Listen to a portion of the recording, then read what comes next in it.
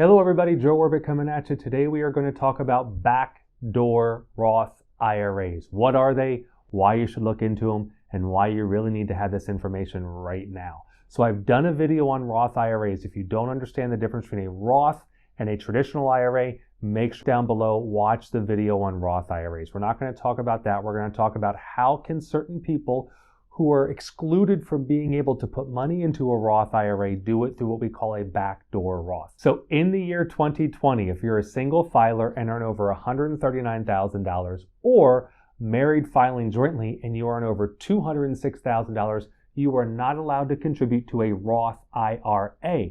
The government says, look, you make too much money, you cannot save assets in this manner. So we have the backdoor Roth, which allows you to make a non-deductible IRA contribution. What does non-deductible mean?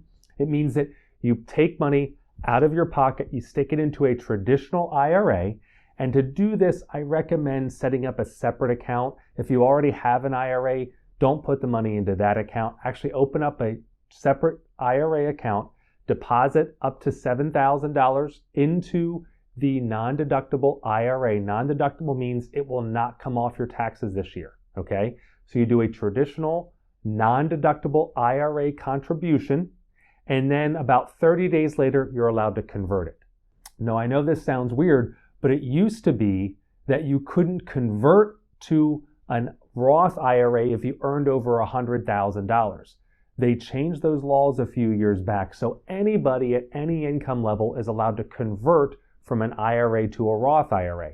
So this is the way to get around it. You put money into a non-deductible IRA, you wait a little bit, and then you convert it over to a Roth IRA. So in effect, you've made a Roth IRA contribution.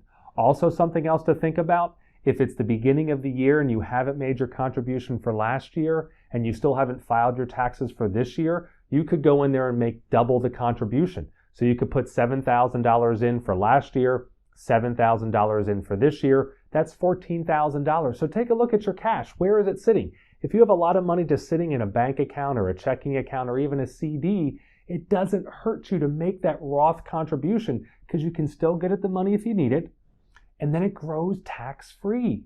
So it's a great way for people, no matter how much income you're earning, to make Roth IRA contributions each and every year.